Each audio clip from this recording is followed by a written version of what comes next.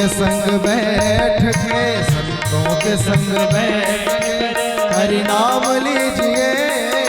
संतों के संग बैठ के हरि नाम लीजिए। भक्तों के संग बैठ के हरि नाम लीजिए।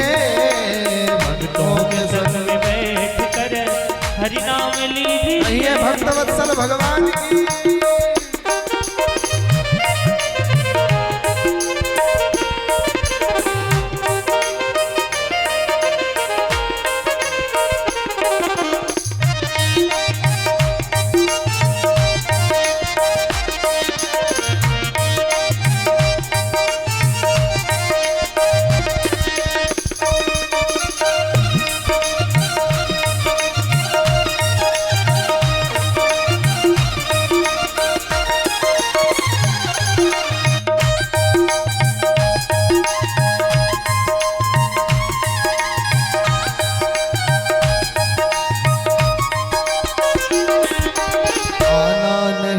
बार बार इस जग के बीच में आना नहीं है, बार बार इस जग के बीच में आना नहीं है, बार बार इस जग के बीच में आना नहीं है, बार बार इस जग के बीच में आना नहीं है, बार बार आना नहीं है, बार बार आना नहीं है, आना नहीं है, बार बार इस जग के बीच में, इस जग के बीच में रिश्ता तो मेरे राम से, रिश्ता तो मेरे राम से अब जोड़ लीजिए। रिश्ता तो मेरे राम से जोड़ लीजिए। सुंदर है नाम राम का, सुंदर है नाम राम का, सुंदर है नाम राम का, सुंदर है नाम राम का। सुमिरन तो कीजिए। संतों के संग बैठ के, संतों के संग बैठ कर हरि नाम लीजिए। संतों के संग बैठ के हरि नाम लीजिए। कहिए भगवत्सल भगवान की।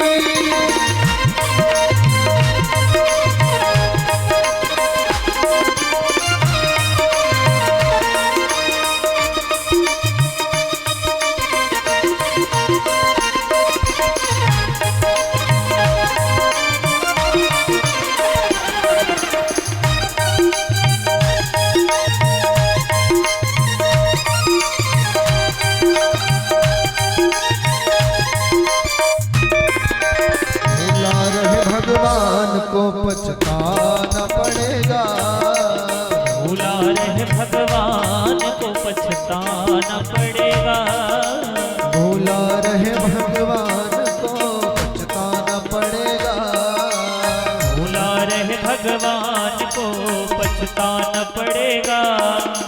भूला रहे भगवान को, भूला रहे भगवान को पछताना पड़ेगा। एक बार मेरा कहा मान लीजिए। बस एक बार मेरा कहा मान लीजिए। एक बार मेरा कहा मान लीजिए। बस एक बार मेरा कहा मान लीजिए। सुंदर है नाम राम का, सुंदर है नाम राम का, सुंदर है नाम राम का। सुंदर है नाम राम का। ए सुमिरन तो कीजिए, सुमिरन तो कीजिए। संतों के संग बैठ के हरि नाम लीजिए। संतों के संग बैठ के हरि नाम लीजिए। संतों के संग बैठ कर हरि नाम लीजिए। संतों के संग बैठ के हरि नाम लीजिए। संतों के संग बैठ कर हरि नाम लीजिए।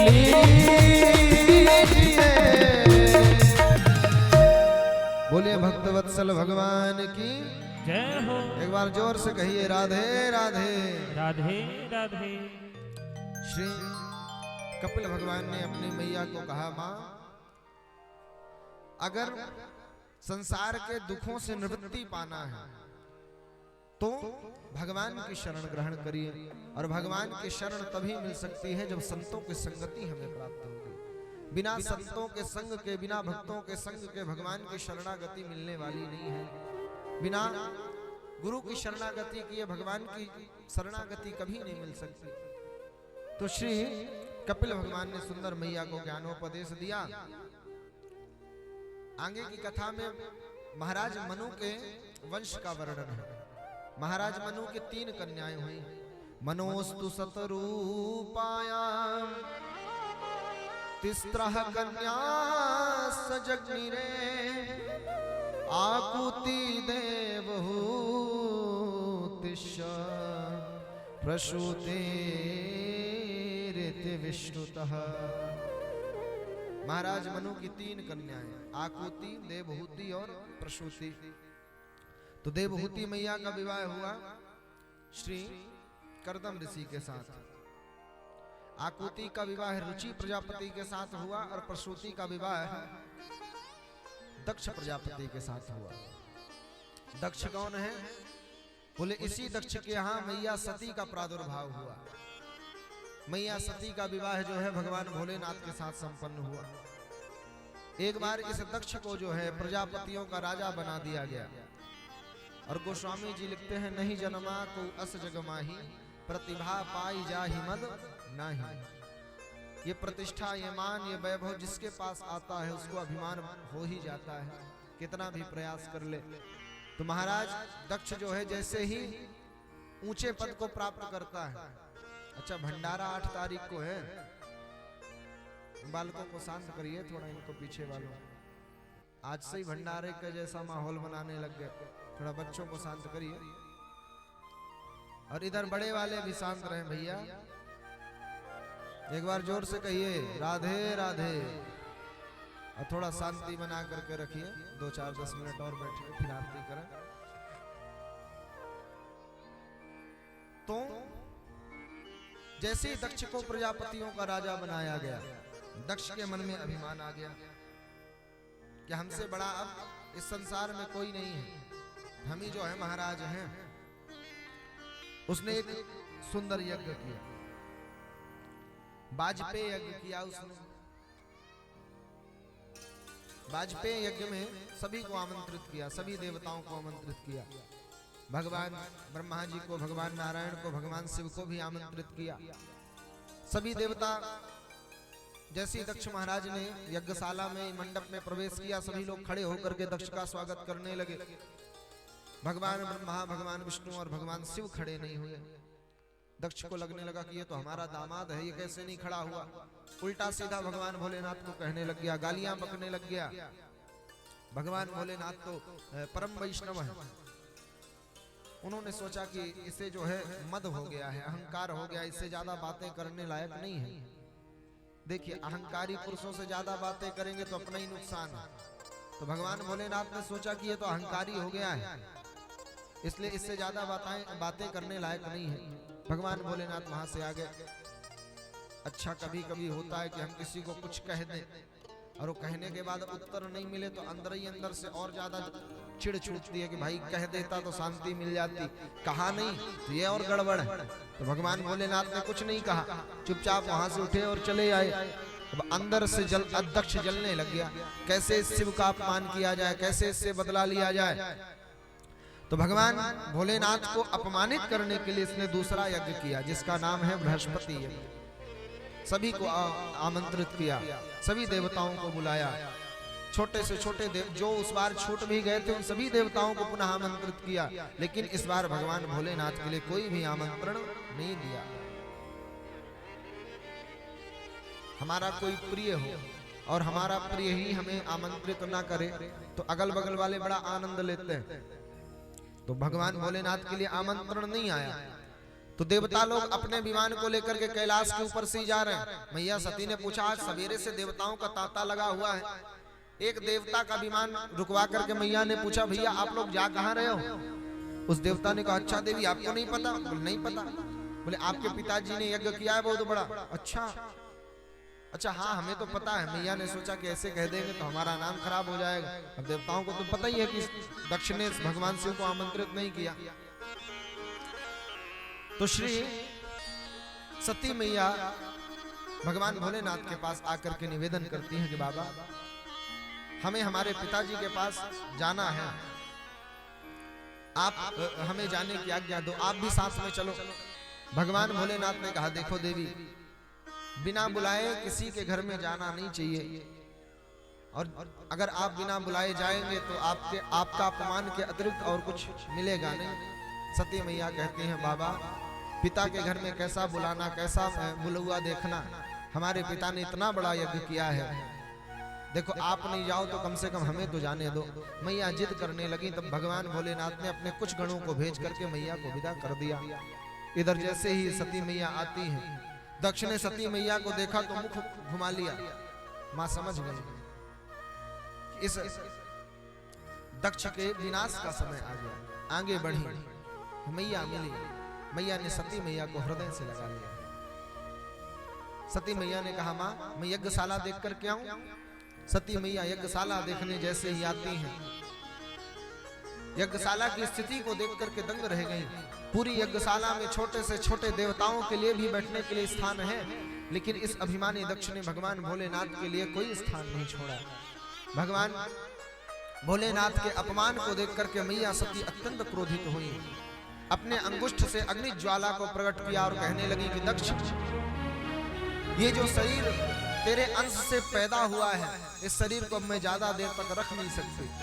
मैं तेरे जैसे पापनी के संग में, तेरे पापनी की पुत्री बन करके इस शरीर को और ज्यादा नहीं रख सकती।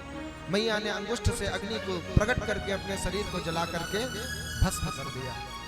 जैसे ही भगवान भोलेनाथ को पता चला कि हमारी सती का शरीर जल करके भस्म हो गया है, अपनी जटा को उखाड़ करके जमीन पर पटका। जैसे ही जमीन पर पटका, एक वीरभद्र नाम का भगवान का अंश प्रकट हुआ। वीरभद्र को भगवान ने आदेशित किया, वीरभद्र आकर के दक्ष के पूरे यज्ञ मंडप को ध्वंस कर डालते हैं। समस्त दक्ष के सैनिकों को मार करके उसी यज्ञ मंडप में स्वाहा कर दिया। अंत में दक्ष के सर को पकड़ करके दक्ष के सर को उखाड़ लिया और ले जाकर के हवन कुंड में स्वाहा कर दिया। इधर भगवान भोलेनाथ मैया के अंग को लेकर के नृत्य करने लगे। तब भगवान श्री हरि ने देखा कि अब इस संसार में प्रलय आ जाएगा, तो अपने सुदर्शन चक्र से मैया के अंग का विभाजन कर दिया, और जहां जहां जाकर के मैया का अंग गिरा, उसी स्थान पर सिद्ध पीठे में। हम लोग भी बड़े भाग्यशाली हैं कि हमारे पास भी मैया विराजती हैं। तो माँ का हार गिरा तो हम लोग मैहरवासी हो गए। तो माँ का जहां जहां अंग की वस्तुएं गिरी, वहां वहां माँ की सिद्ध पीठें हुई। सारे देवता भगवान भोलेनाथ की शरण में आकर के कहते हैं, बाबा, जिनकी जटाओं में गंगा की धार, जिनके गले में मुंडों की मार, शरण में आकर के देवता कहते हैं, बाबा, इस दक्ष के यज्ञ को पूर्ण करो, और अगर आप पूर्ण नहीं किए तो फिर और संसार में कोई नहीं है जो इस दक्ष के यज्ञ को पूर्ण कर सके। तो भगवान भोलेनाथ से सभी देवता लोग प्रार्थना करने लगे। आप लोग भी कहिए, जिनकी जटाओं में गंगा की धार, जिनके गले में मुंडों की मार, बड़े ही निराले हैं मेरे भोले बाबा, बड़े ही निराले हैं मेरे भोले बाबा। जिनके जटाओं में गंगा की धार, जिनके गले में मुंडों की मार, जिनके जटाओं में गंगा की धार,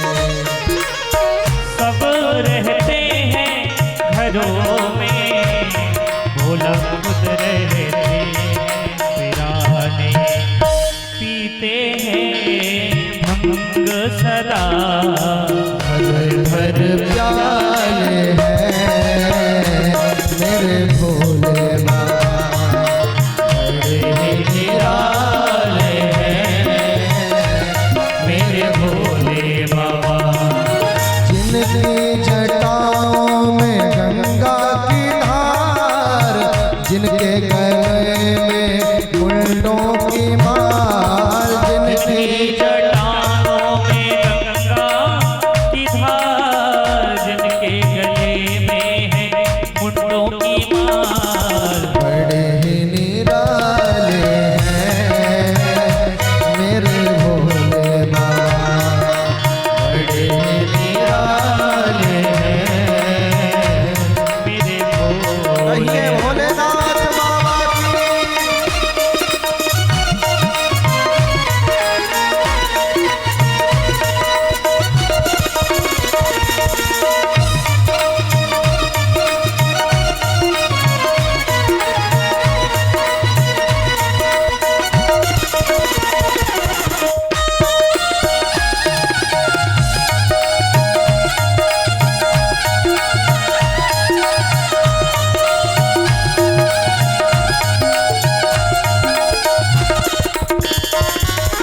आओ मेरे भोले, मैं तो बैठा हूँ पलके बिछाए।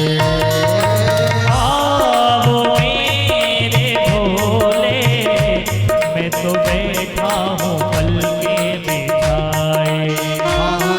आओ मेरे भोले, मैं तो बैठा हूँ आसन लगाए।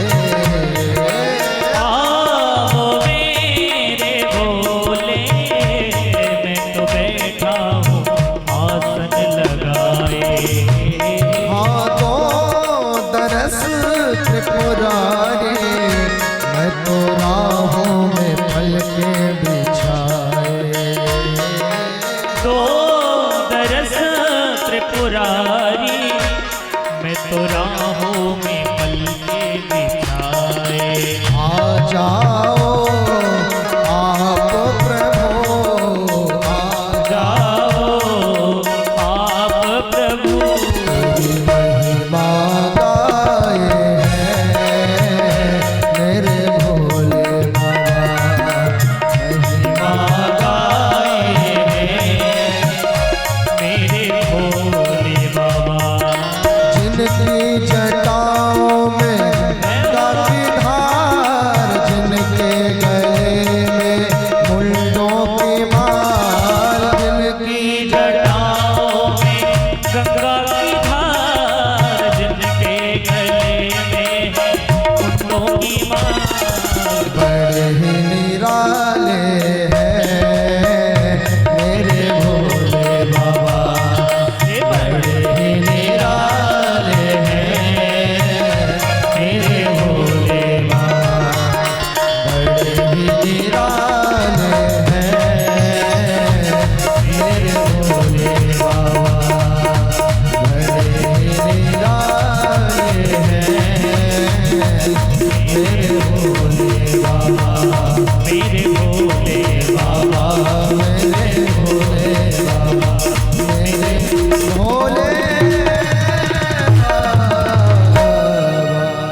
बोलिए भोलेनाथ बाबा की। जय हो।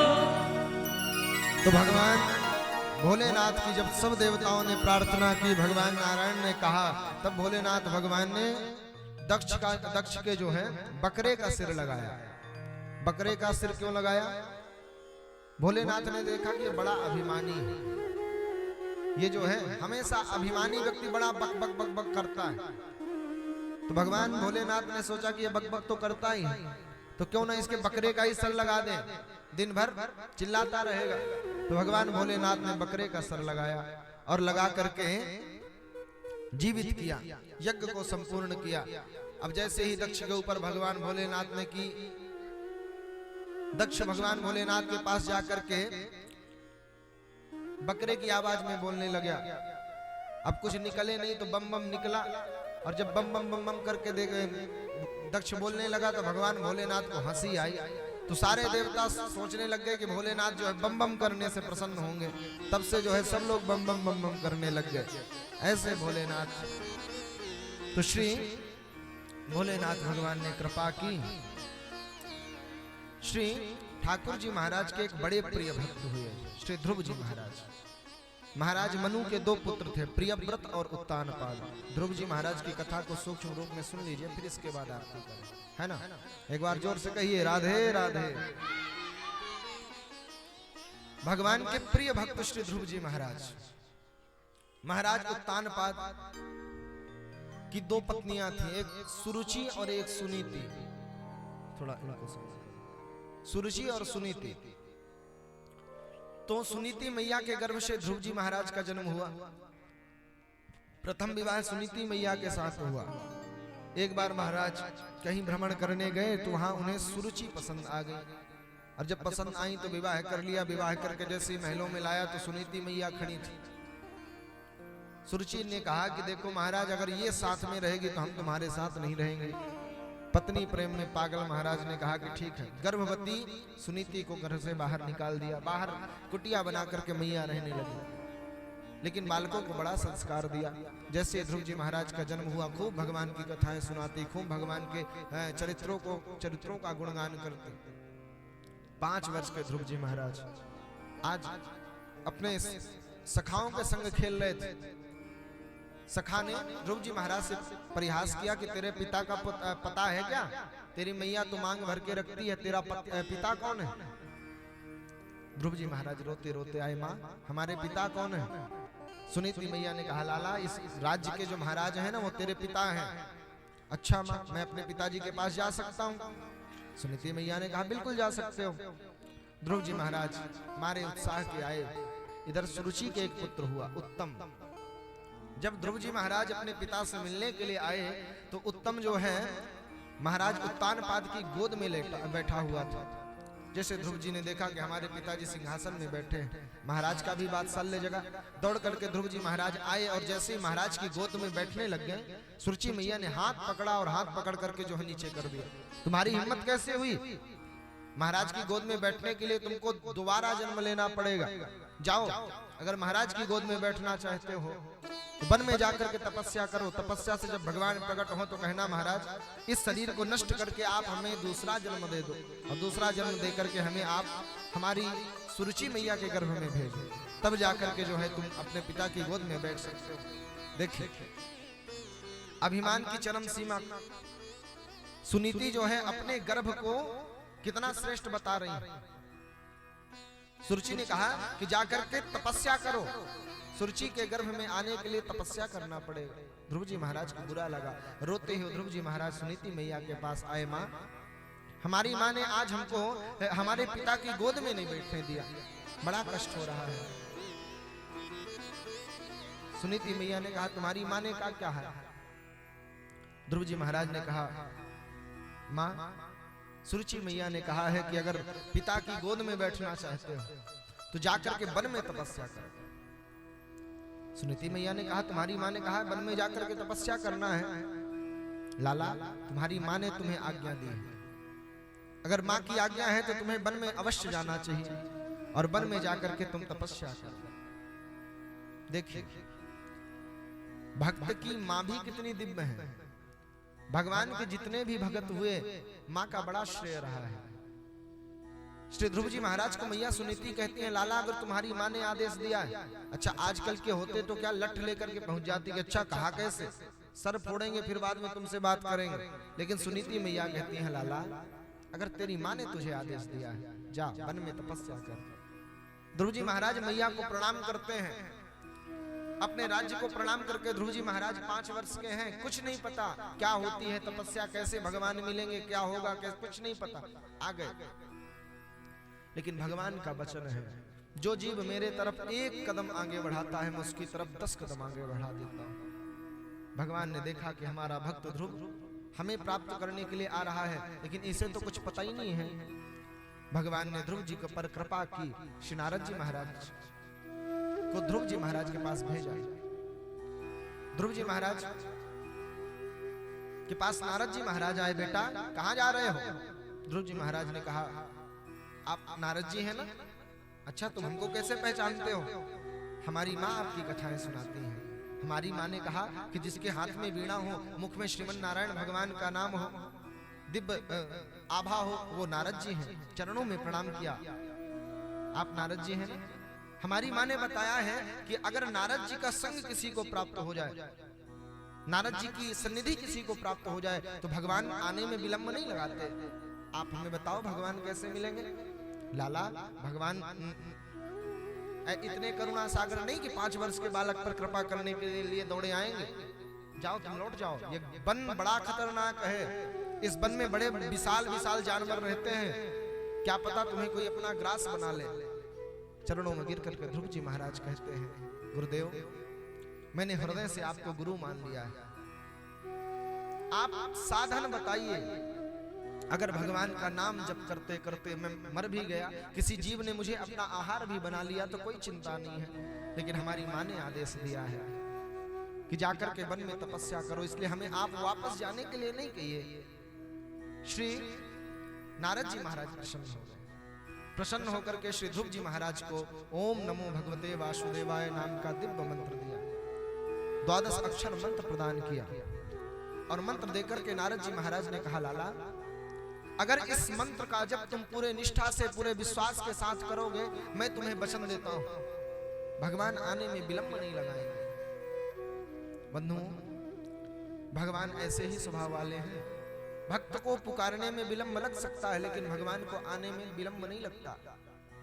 जिन भगवान को प्राप्त करने के लिए न जाने लाखों करोड़ों वर्ष तक संत ऋषि तपस्या करते हैं, लाइन में खड़े रहते हैं कि कब भगवान का दर्शन होगा, वह भगवान ध्रुव जी महाराज को केवल 5 महीने की तपस्या में प्राप्त होगा। 5 महीने तक भगवान श्री ध्रुव जी महाराज भगवान की कठोर तपस्या करते रहे। पहले महीने में 3 दिन में बैर खा लेते, कैथा इत्यादि खा करके ध्रुव जी महाराज तपस्या करते। दूसरा महीना प्रारंभ होते ही 6 दिन में केवल सूखे पत्ते खा करके तपस्या करते। तीसरे महीने में 9 दिन में केवल जल पी करके रहते। चौथे महीने में 12 दिन में केवल हवा का भक्षण करके रहते। 5वें महीने में श्री ध्रुव जी महाराज ने अपनी दोनों प्राणवायुओं को रोक लिया।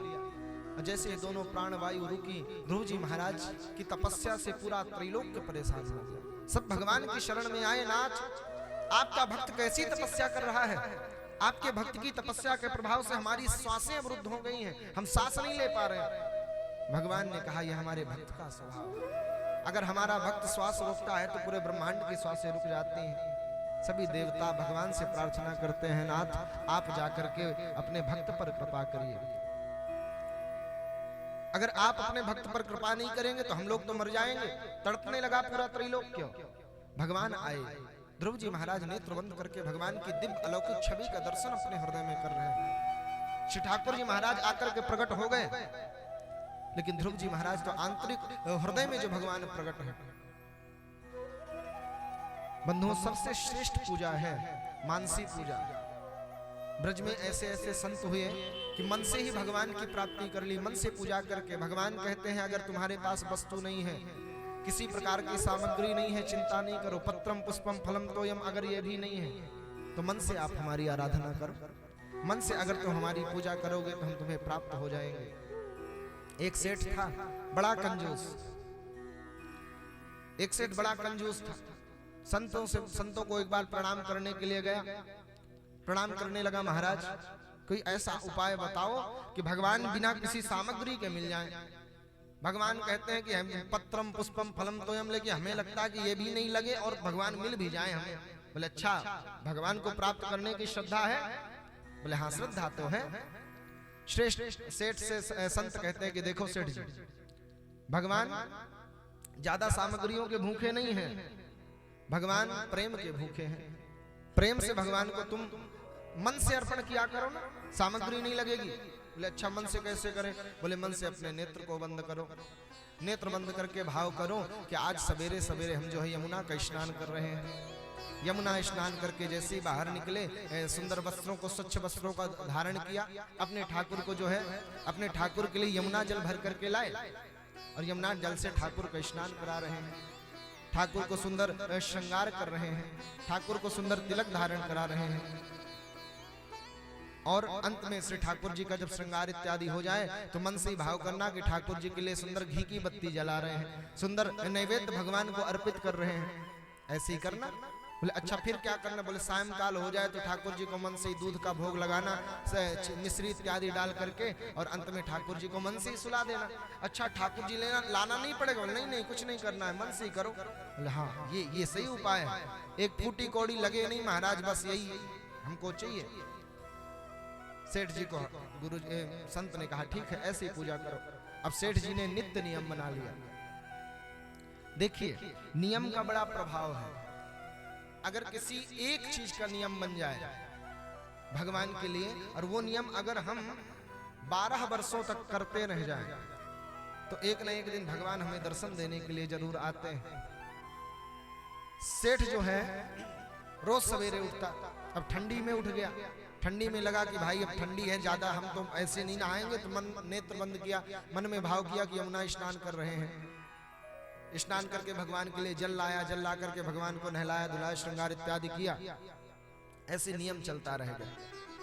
एक दिन क्या हुआ, सेठ जी नेत्र बंद करके जो है नेत्र बंद किए, और नेत्र बंद करके भगवान को शयन करा रहा है। जैसे ही शयन कराया, शयन कराने के लिए सुंदर बड़े से कटोरे में, सोने के कटोरे में दूध का भाव किया।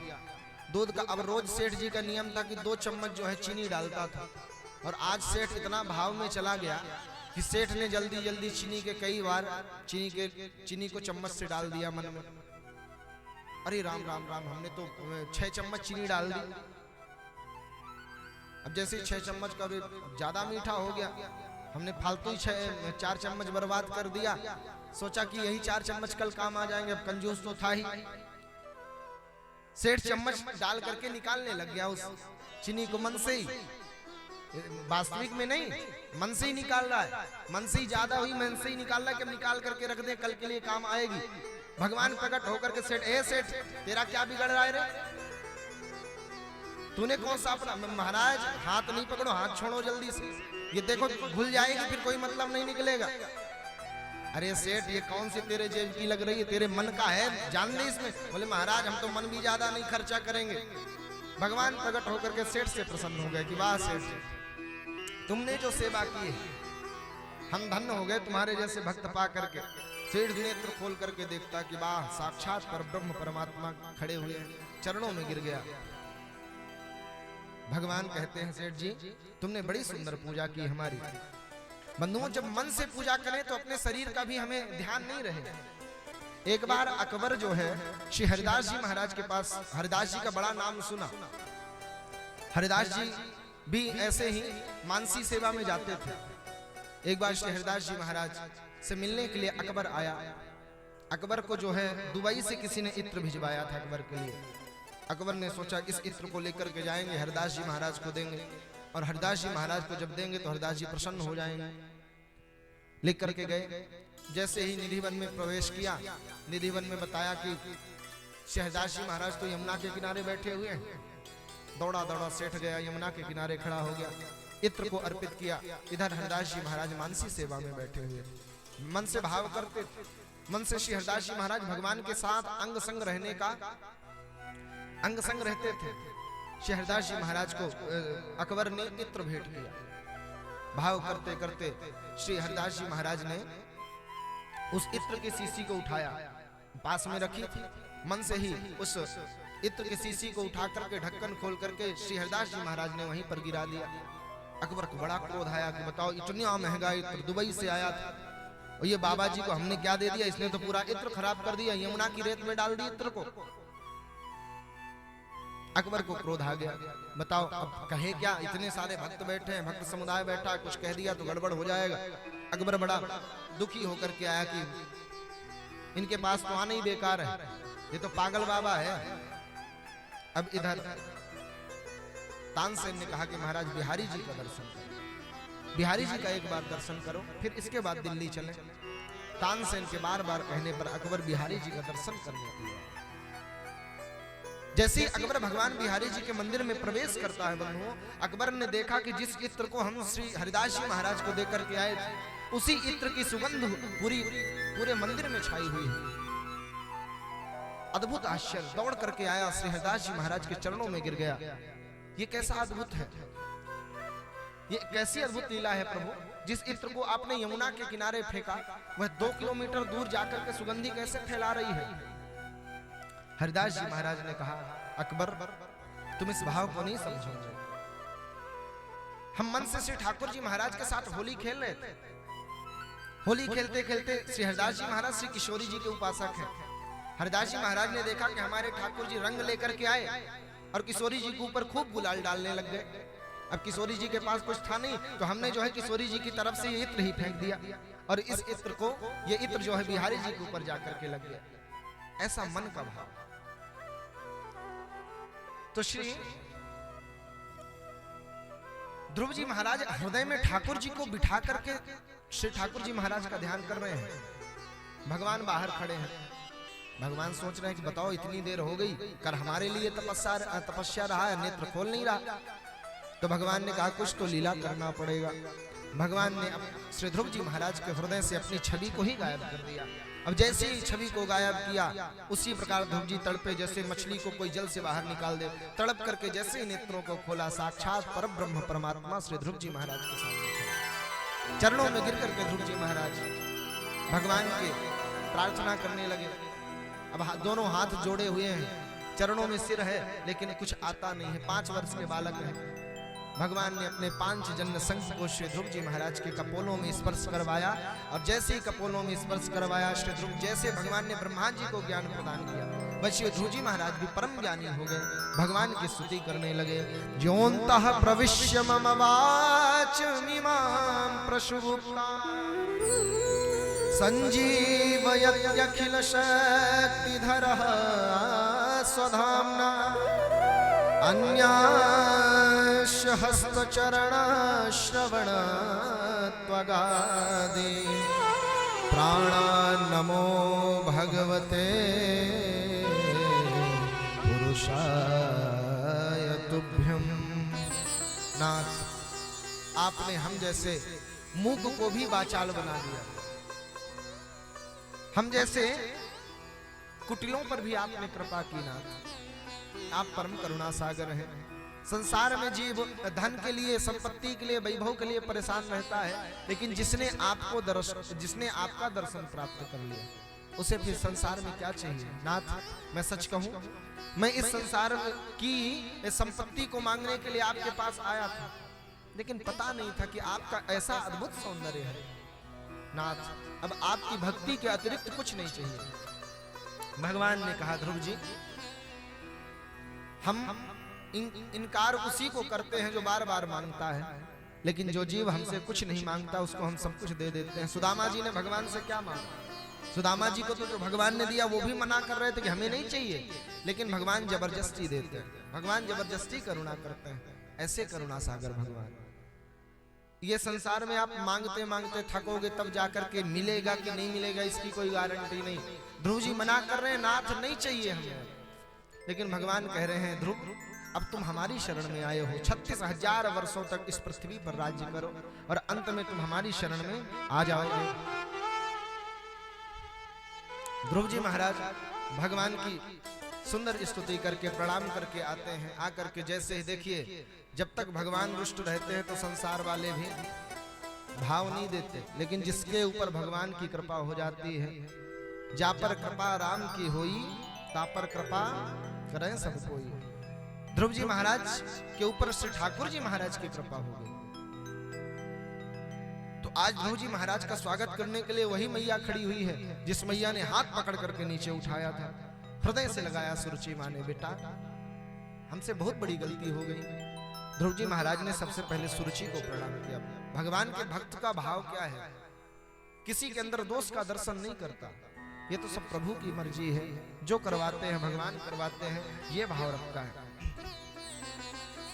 श्री ध्रुव जी महाराज ने 36,000 वर्षों तक राज्य किया।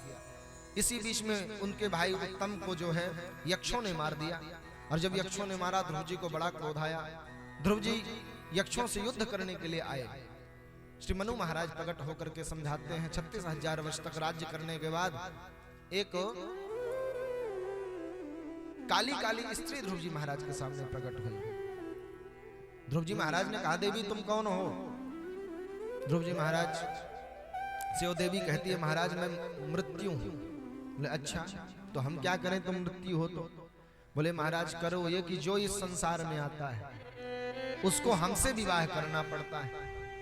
बोले अच्छा, हमने तो पहले ही कर लिया। बोले नहीं, हमसे भी करना पड़ेगा।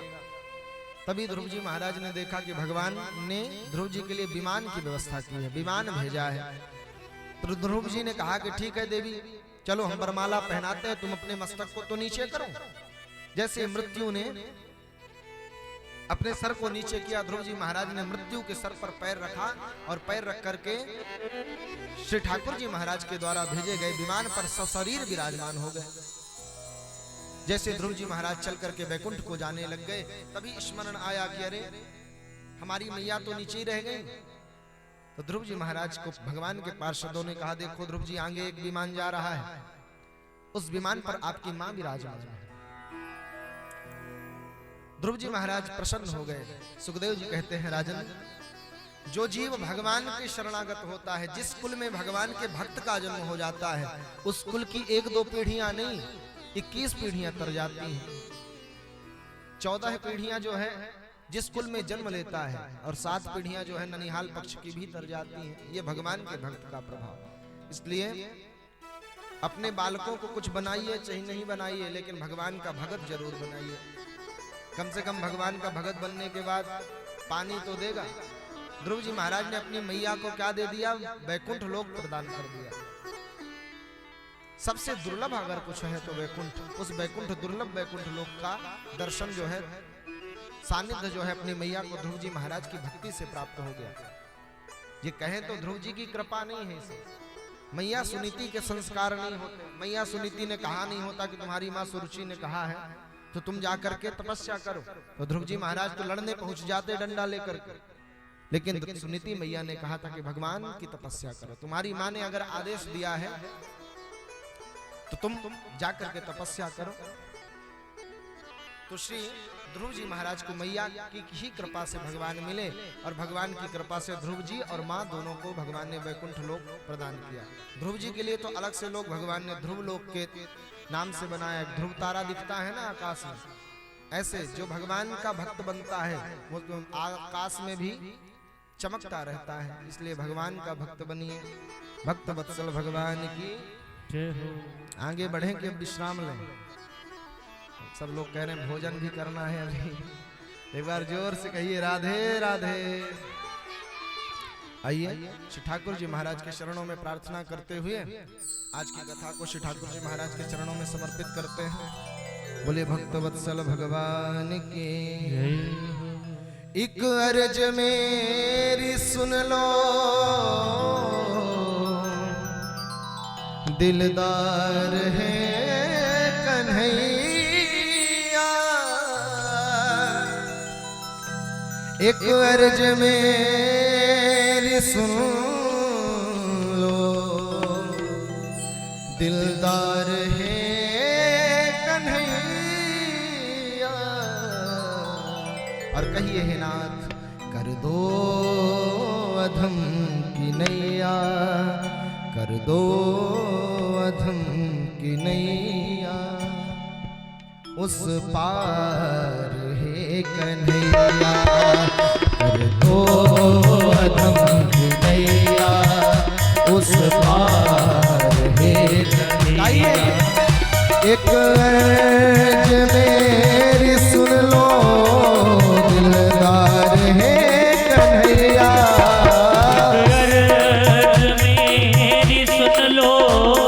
दिलदार ओ कन्हैया।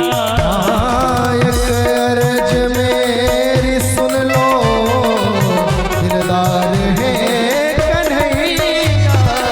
एक अर्ज मेरी सुन लो, दिलदार है कन्हैया। और कहिए भगवान से कर दो अधम की नैया।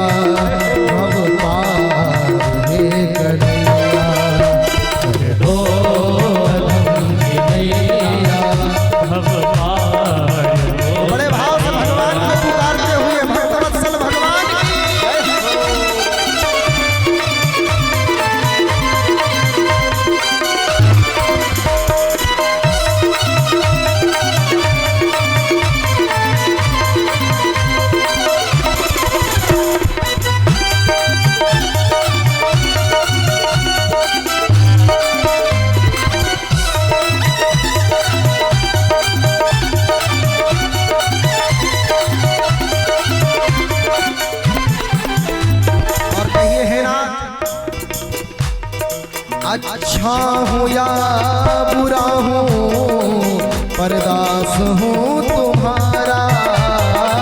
अच्छा हूँ या बुरा हूँ परदास हूँ तुम्हारा। अच्छा हूँ या बुरा हूँ परदास हूँ तुम्हारा।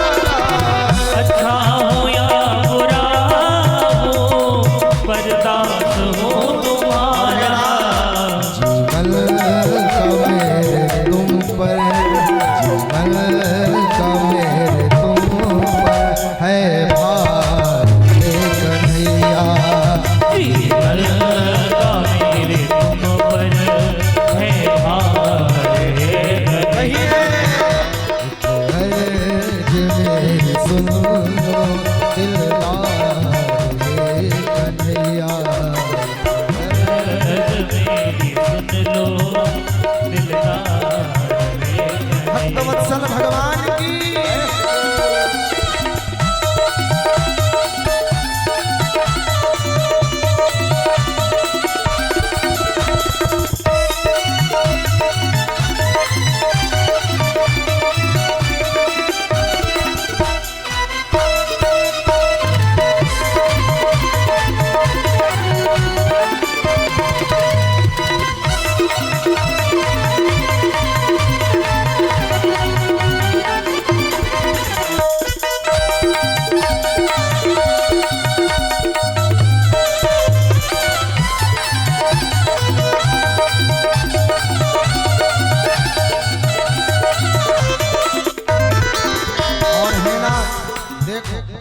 हम तुम्हारी शरण में नहीं आते, लेकिन हमने सुना है कि तुम बड़े बड़े बालों को भी तारने वाले हो, तो हम तो कम से कम शरण में आ गए हैं। इसलिए हे नाथ, तुम हो अधम जनों के उद्धार करने वाले। तुम हो अधम जनों के उद्धार करने वाले। हाँ, तुम हो अधम जनों के उद्धार करने वाले। तुम हो अधम जनों के उद्धार करने और हे वाले। नाथ, मैं हूँ अधम जनों का, हूँ अधम जनों का सरदार हे कन्हैया। ओ अधम जनों का सरदार हे कन्हैया। अर्ज मेरी सुन लो दिलदार हे कन्हैया। एक अर्ज मेरी सुन लो दिलदार हे कन्हैया। एक अर्ज मेरी सुन लो दिलदार हे कन्हैया। पुकारिए राधा वल्लभ लाल की।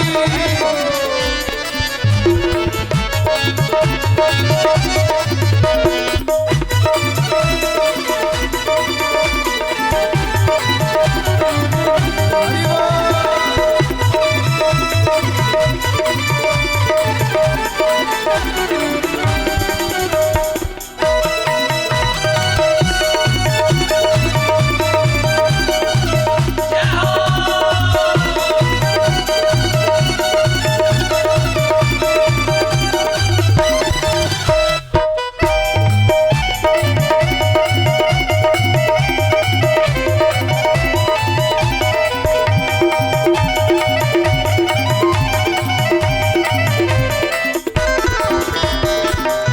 और भक्त कहता है, देखो ना, अगर प्रेम से काम नहीं बनेगा तो देखो हम बता दे रहे हैं, दादागिरी करनी पड़ेगी। भगवान ने कहा क्यों दादागिरी करोगे? अरे दादागिरी इसलिए कह रहे हैं कि पहले वालों को तुमने क्यों तारा, और अगर जब उनको तारा है तो हमें भी तारना पड़ेगा। इसलिए करुणा निधान करुणा करनी पड़ेगी तुमको। करुणा निधान करुणा करनी पड़ेगी तुमको। करुणा निधान करुणा करनी पड़ेगी तुमको। करुणा निधान करुणा करनी पड़ेगी तुमको। और नहीं किया तो क्या होगा? वरना ये नाम होगा, वरना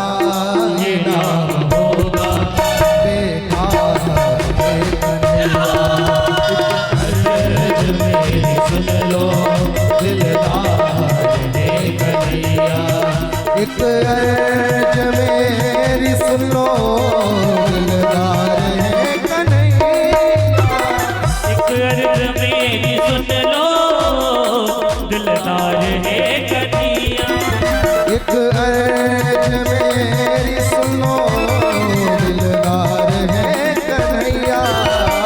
एक अर्ज मेरी सुन लो दिलदार है कन्हैया।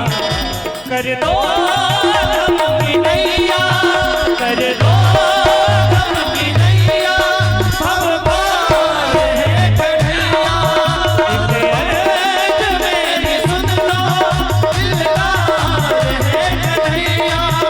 एक अर्ज मेरी सुन लो दिलदार है कन्हैया। ओ दिलदार है कन्हैया, दिलदार है कन्हैया, दिलदार है कन्हैया,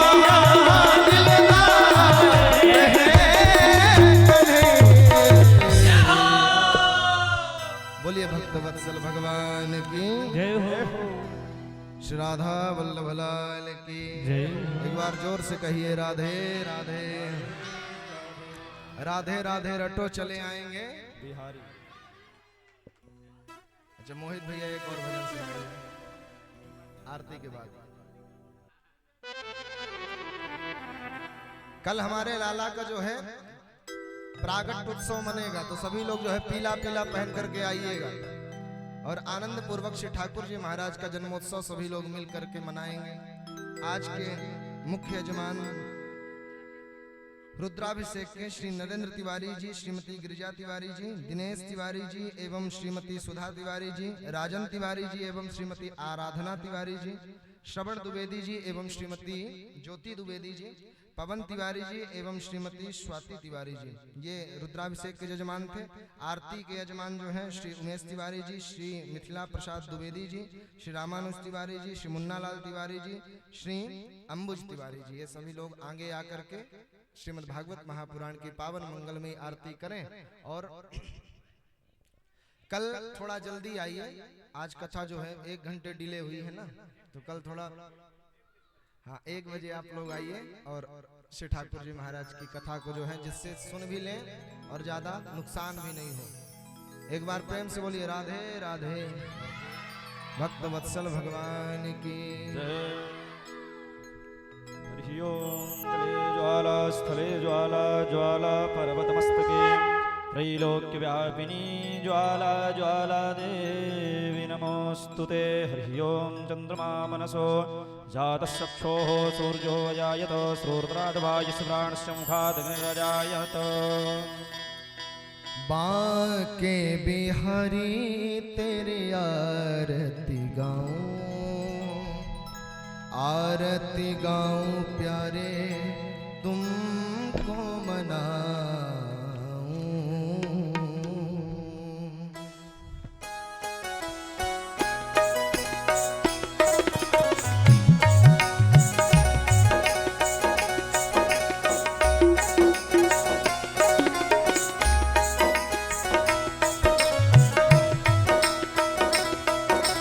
बांके बिहारी तेरे आरती गाऊं, आरती गाऊं प्यारे तुमको मनाऊं। बाके बिहारी तेरी आरती गाऊं, आरती गाऊं प्यारे तुमको मनाऊं। श्याम सुंदर तेरे आरती गाऊं, आरती गाऊं प्यारे तुमको मनाऊं। श्याम सुंदर तेरी आरती गाऊं, आरती गाऊं कान्हा तुमको मनाऊं।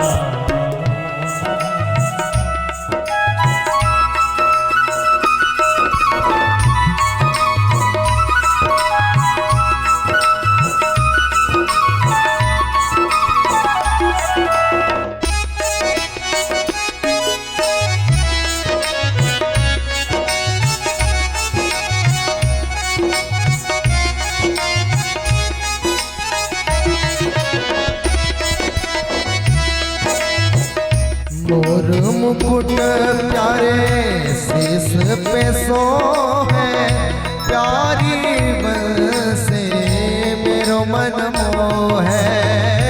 मोर मुकुट माथे पर सोहे, प्यारी बंसी मेरो मन मोहे। मोर मुकुट प्यारे शीश पे सोहे, प्यारी बंसे मेरो मन मोहे। मोर मुकुट प्यारे शीश पे सोहे, प्यारी बंसी मेरो मन मोहे। देख छवि बलिहारी मैं जाऊं, भारत गाऊं प्यारे तुमको मनाऊं। देख छवि बलिहारी जाऊं, आरती गाऊं प्यारे तुमको मनाऊं।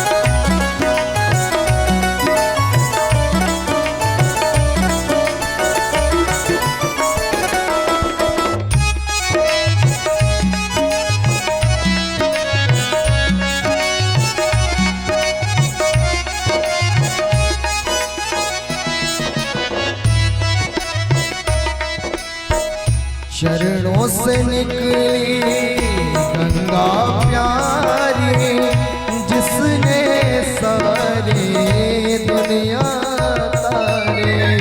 चरणों से निकली है गंगा प्यारी, जिसने सारी दुनिया तारी। चरणों से निकली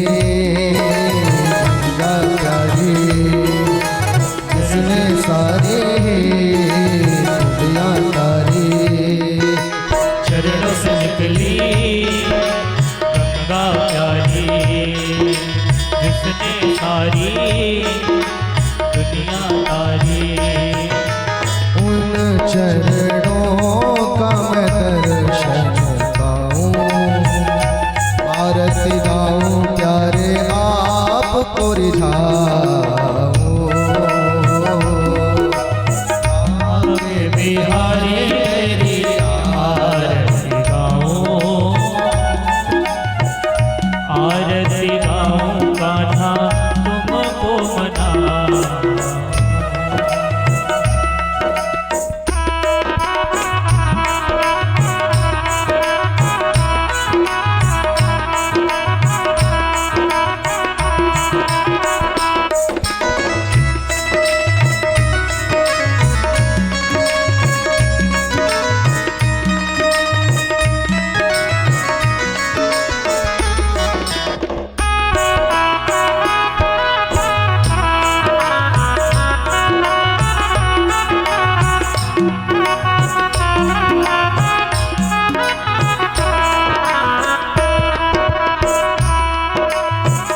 संग सो है विष भानु दुलारी, ललिता विशाखा सखिया प्यारे।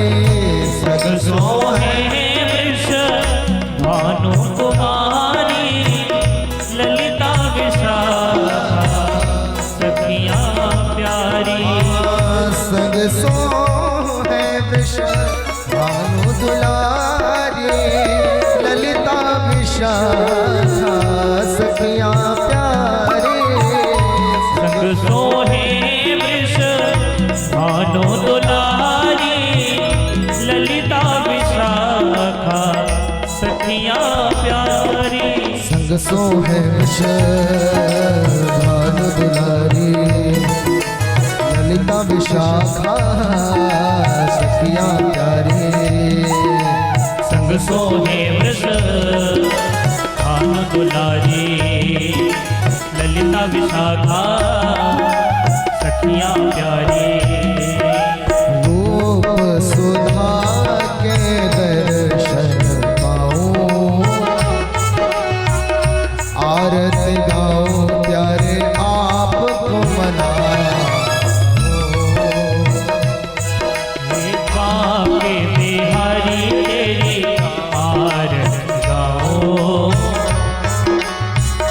आरती गाऊं प्यारे तुमको मनाऊं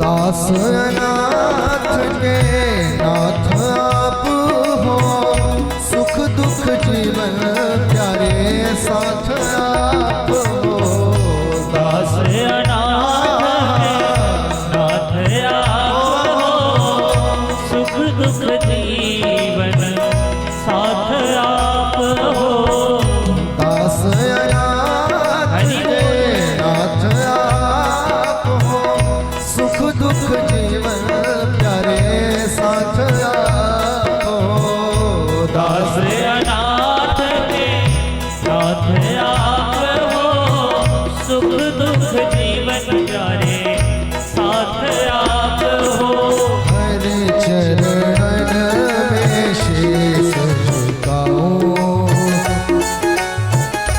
आरती गाऊं प्यारे तुमको मनाऊं आके बिहारी तेरी आरती गाऊं आरती गाऊं प्यारे तुमको मनाऊं आके बिहारी तेरी आरती गाऊं आरती गाऊं प्यारे आरती गाऊं प्यारे आरती गाऊं प्यारे तुमको मनाऊं